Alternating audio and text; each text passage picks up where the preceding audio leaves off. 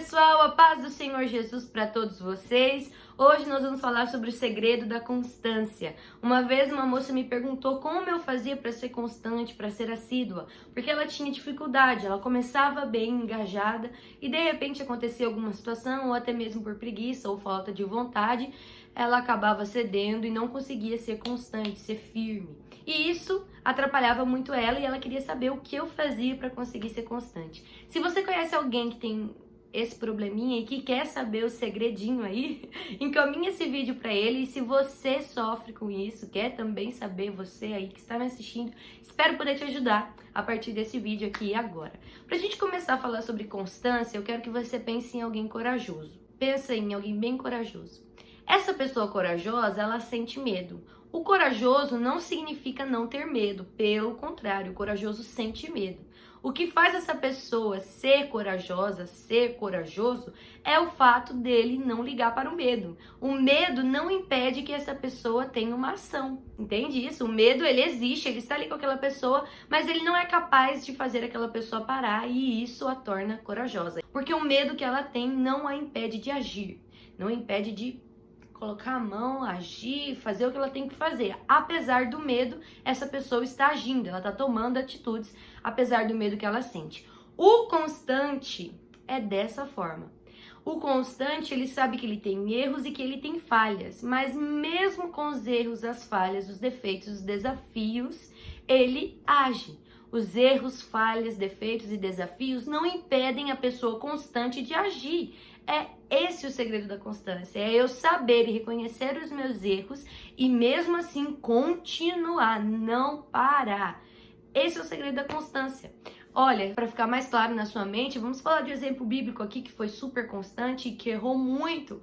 O homem errou, gente. Se alguém de fora olhasse para ele, poderia dizer, não, esse cara aí não é crente não, pelo amor de Deus, Deus ainda tem perdão para dar para esse homem, porque os pecados dele eram bem escandalosos e eram pecados assim que talvez aos nossos olhos pareçam ser irreversíveis, mas diante de Deus não tem causa impossível para perdoar, a não ser blasfêmia contra o Espírito Santo.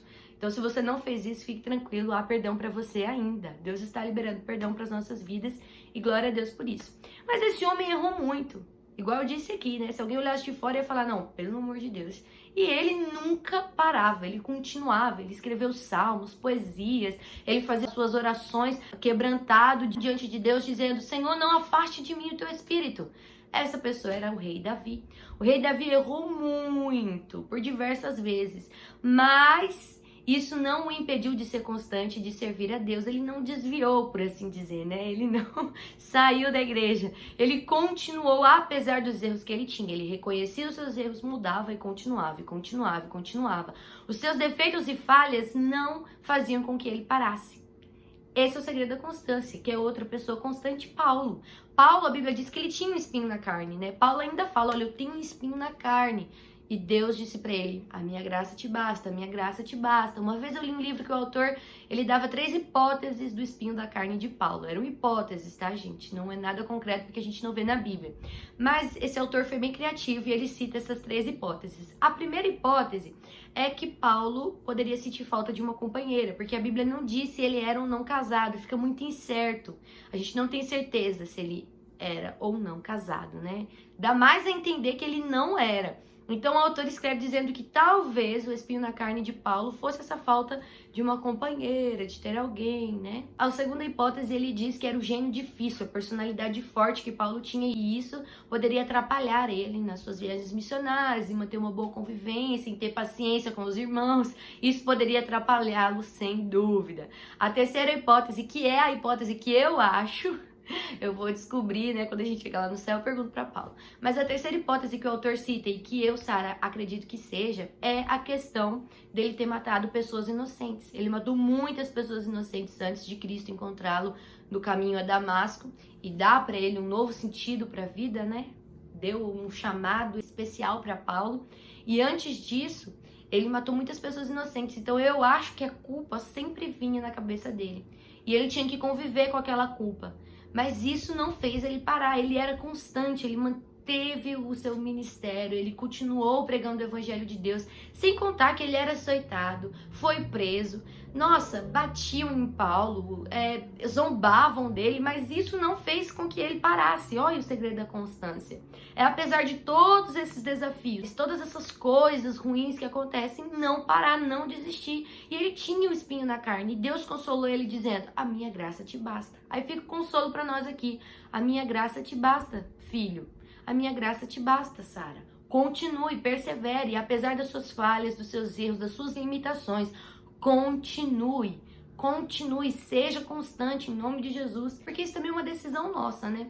Se Davi tivesse olhado para todos os seus pecados e dado lugar ao inimigo e realmente falasse, não, eu não sou digno, eu vou parar de servir a Deus porque eu não sou digno, ou se Paulo tivesse olhado para as mãos manchadas de sangue de pessoas inocentes e dito, não, o que eu fiz, como que alguém vai me ouvir? Eu não posso pregar o evangelho. Mas ele aceitou o perdão de Cristo e continuou, tanto Davi quanto Paulo, quanto outros exemplos bíblicos, mas eu vou citar esses dois aqui nesse vídeo para você. Entenda isso em nome de Jesus. Deus tem perdão, ele perdoa, começa de novo, continua, persevera, porque eu tenho falhas, eu tenho erros e coisas assim que talvez alguém pode me olhar nas redes sociais ou até mesmo no Instagram e pensar, não, a Sara, não é possível, ela é muito perfeita. Talvez alguém pode ter essa impressão, mas na verdade não é assim. Eu tenho erros, falhas, limitações, defeitos, mas apesar deles, eu decidi continuar.